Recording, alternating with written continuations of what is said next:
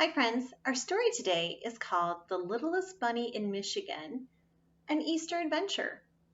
The author's name is Lily Jacobs, and the illustrator's name is Robert Dunn.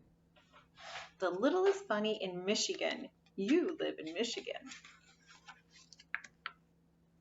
Not long ago, in a land you might know, lived a little girl named May and a boy named Joe. They were moving to Michigan and longed to explore, make new friends, have adventures, and many things more. The sign over there says, "Welcome to Michigan." Michigan Pet Store. On the day before Easter, they rode into town. They went to the pet store and looked all around. There in the front was a pen full of bunnies. The small ones were cute, and the big ones were funny.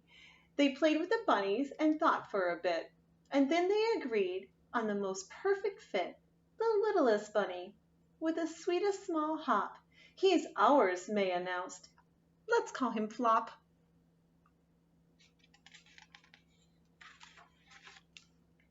So Flop joined the family that sunny spring day. The littlest bunny was now home to stay.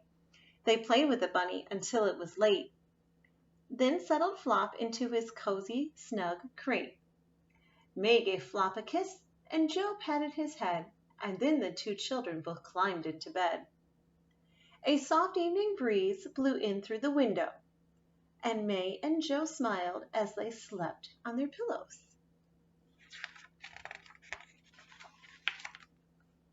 But Flop had no time now to close his own eyes.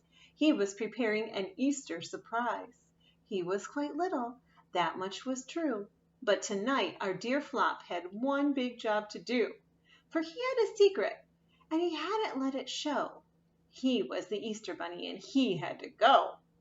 A magical wind gave his whiskers a tickle, his nose, how it twitched, his ears, how they wiggled. Soon Flop was quite different than ever before, and he couldn't wait, not for one moment more. He raced through the house and out into the night, to where he had hidden his eggs out of sight. His marvelous burrow held Easter eggs plenty. To be quite exact, he had 9,020,000. He packed up the eggs, he looked at the map, he fastened his goggles and his flying red cap.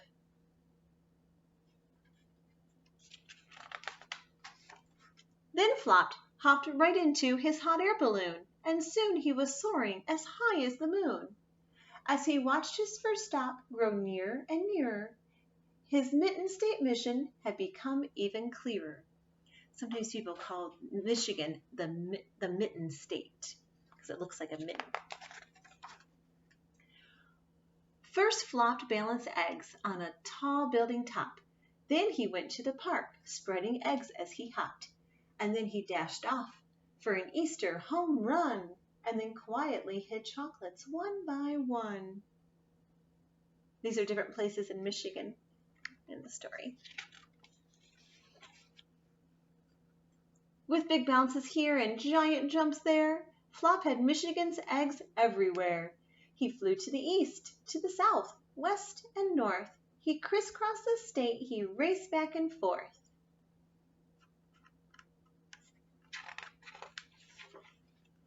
Marquette, Grand Rapids, and Dearborn got treats. Then West Branch and Novi and Troy were complete. Ann Arbor and Warren, the long list went on. Flop was delivering his eggs until dawn. Again, those are more names of cities in Michigan. You might recognize some of them. Finally, Flop found his very last stop. He came to your house with a bump, bounce, and a hop. And there he delivered his Easter surprises. So many eggs of all shapes and sizes. And when he was done, he stopped for a rest. Yes, surely this Easter was one of his best.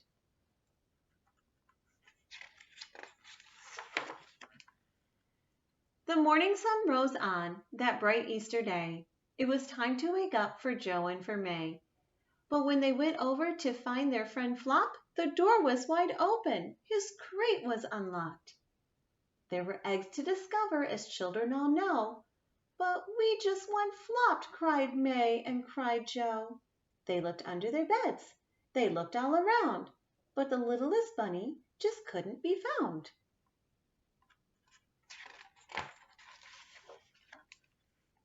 But whose goggles were these? Who unfolded this map? Then from around the corner came a faint tap, tap, tap. They rushed and they stumbled. It had to be him. And there they found baskets, and something else was tucked in.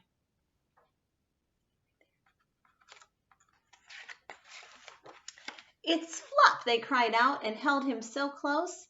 Joe tickled his ears and May kissed his pink nose.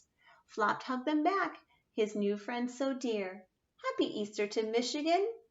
See you next year.